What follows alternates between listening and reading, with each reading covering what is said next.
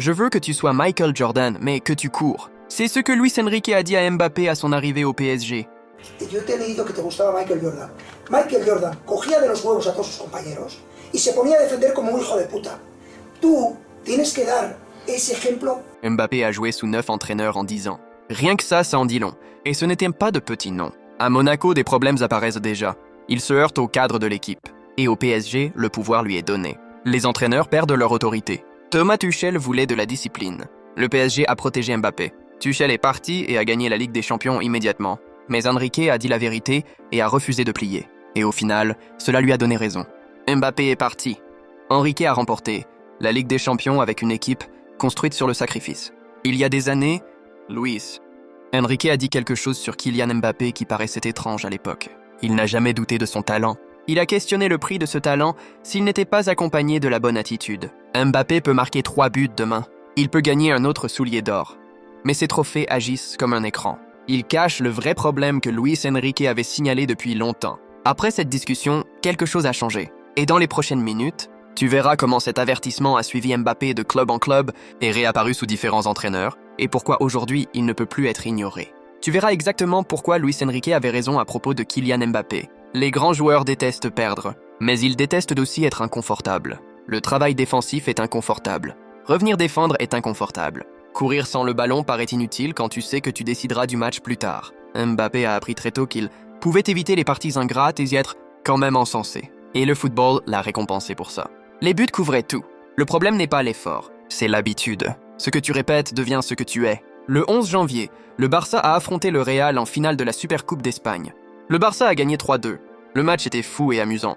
Mais le moment le plus marquant n'avait rien à voir avec le score. Après le match, Xabi Alonso et Asensio ont demandé aux joueurs madrilènes de s'avancer pour former une haie d'honneur au Barça. Tous les joueurs sont avancés sauf Kylian Mbappé. Il a refusé et a dit à ses coéquipiers de s'éloigner. Si vous suivez le football occasionnellement, cela peut ne pas vous choquer. Mbappé aime être la voix principale dans la pièce, mais ce ne fut pas un acte isolé. C'était une habitude. C'est devenu une tendance. Et c'est quelque chose que Luis Enrique avait remarqué bien avant tout le monde. Avant de revenir à l'avertissement d'Enrique, il y a une vérité inconfortable à accepter. Que vous l'aimiez ou non, Kylian Mbappé est exactement aussi bon qu'on le dit.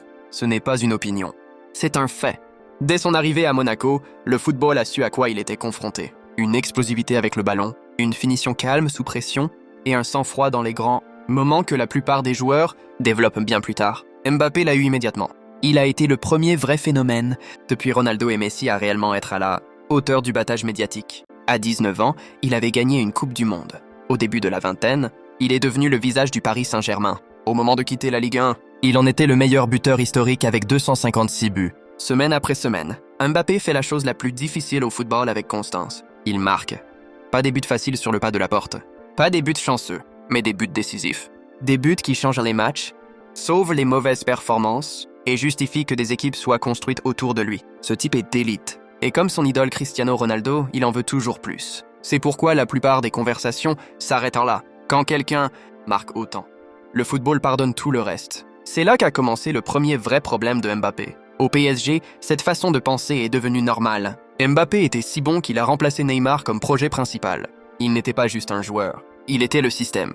Parfois, on avait l'impression qu'il détenait un pouvoir au-delà du terrain. Si la presse échouait, Mbappé marquait. Si le milieu luttait, Mbappé utilisait sa vitesse. Si le match se resserrait, Mbappé le terminait par un moment magique. Et pour être juste, cela fonctionnait. Le PSG a remporté 6 championnats et 4 Coupes de France, dont un quadruplé national en 2019-20.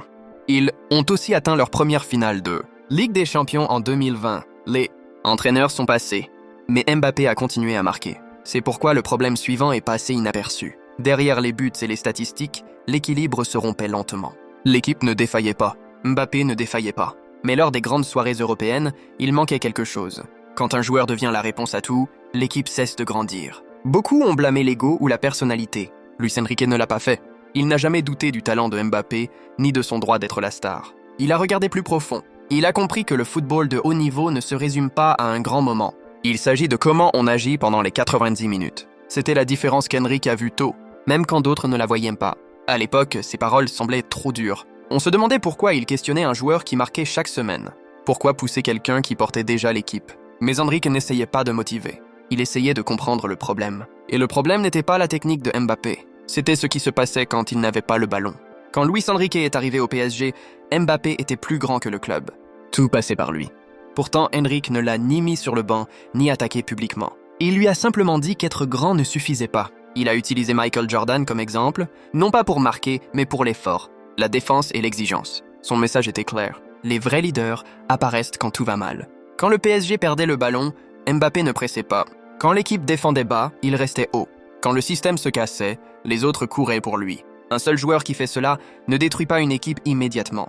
Mais avec le temps, les rôles changent et l'équilibre disparaît. Enrique savait que les équipes n'échouent pas seulement à cause de la tactique. Elles échouent parce que les petits détails sont ignorés. Après le départ de Mbappé, l'équipe suivante d'Enrique a montré la preuve. Ses attaquants travaillaient sans le ballon. Des joueurs comme Dembélé, Doué et Kvaratskhelia ont adhéré à l'idée. Regardez simplement Kvaratskhelia. Le message d'Enrique. À Mbappé concernait toujours les moments où les buts ne viennent pas. Même si 2 défenseurs t'arrêtent, tu défends quand même. Tu mènes quand même. Mbappé continuait à marquer, donc la plupart des gens ont ignoré l'avertissement. Enrique ne pensait pas au prochain match. Il pensait à l'avenir de Mbappé, surtout avec Madrid en vue. Il voulait qu'il parte sans regret par la grande porte. Le Real Madrid n'avait pas besoin de Mbappé. Ils avaient déjà l'équilibre et la structure. Il a marqué des buts, mais le rythme a changé. Le pressing s'est arrêté. Le travail défensif devant a disparu. Le moment final n'était pas tactique. C'était Mbappé refusant une haie d'honneur et demandant à ses coéquipiers de partir. C'est là que le contrôle s'est perdu. Mbappé marque partout. Cela n'a jamais été le problème. Mais partout où il va, les systèmes se plient et les entraîneurs partent. Avec la France, Mbappé n'est pas la solution. Il fait partie d'une solution. La structure existe déjà. La responsabilité est partagée. Le travail défensif est non négociable parce que le maillot l'exige. C'est pour cela qu'il brille là-bas sans casser l'équipe. Le système ne s'adapte pas à lui. Il s'adapte au système. En club, cette ligne s'est brouillée. Et une fois qu'elle se brouille, il est difficile de la redessiner. Luis Enrique l'a vu tôt. D'autres l'ont vu plus tard. La vraie question n'est pas de savoir à quel point Mbappé est grand. C'est de savoir si la grandeur sans responsabilité peut construire quelque chose qui dure. Les buts gagnent des matchs, mais la défense gagne des titres. Et en ce moment, Mbappé est l'une des raisons pour lesquelles Madrid n'est pas proche. Et le leadership n'est pas le volume. Ce ne sont pas les buts, c'est l'exemple. C'est ce que tu fais quand le ballon s'éloigne de toi. Les jeunes joueurs copient le comportement plus vite que la tactique. Quand le meilleur joueur trottine, trottiner devient acceptable. Quand le meilleur joueur ne revient pas, le repli devient optionnel. Aucun discours ne peut annuler cela. C'est pour cela que certaines légendes ont bien vieilli. Elles couraient même plus lentes. Elles défendaient même fatiguées. Elles montraient que le statut ne supprime pas le devoir. Mbappé est encore jeune. Son histoire n'est pas finie. Mais le football pose finalement la même question à chaque superstar. Veux-tu être la réponse ? Ou veux-tu en construire une ? Parce qu'être le héros gagne des nuits. Construire une structure gagne des airs.